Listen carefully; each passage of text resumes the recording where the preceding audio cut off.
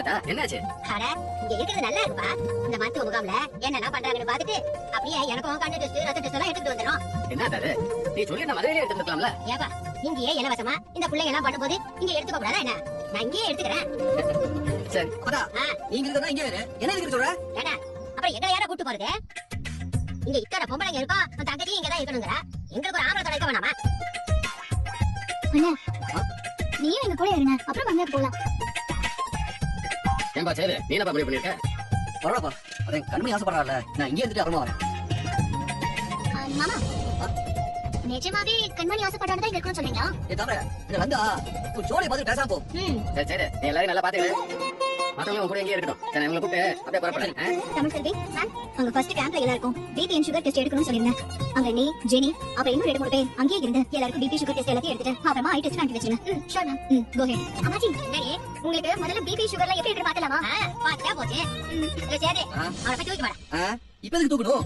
அதான் மட்டையும் கட்டி மாட்டி விட்டுருக்காங்களா, அதை வச்சு அவன் நடந்து வருவா. நீ ஒண்ணு கவலைப்படாத. என்னமோ பொண்டாட்டி தூக்கத்துக்கு ரொம்ப தேஞ்சு அழிச்சுக்கிற. நீ தூக்கி பாரு, அப்ப தெரியும். வா நல்லா வெறும் வாயில அளந்து விடு. வாடா.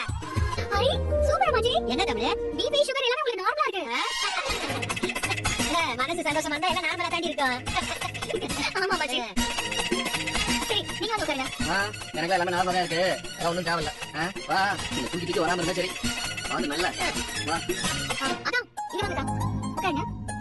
உங்களுக்கு பிபி எல்லாம் நார்மலா தான் இருக்கு, ஒண்ணும் கவலைப்படாதீங்க. சுகர் மட்டும் செக் பண்ணலாம்.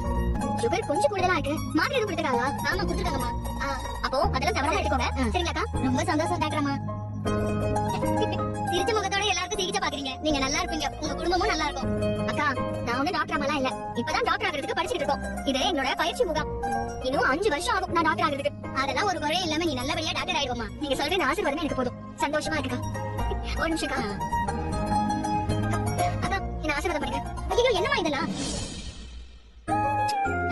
சிரிச்ச முகத்தோட பேசி பழகி நல்லா வைத்தியம் பாக்குறோமா. சரிமா நான் வரேன். சரிங்களா?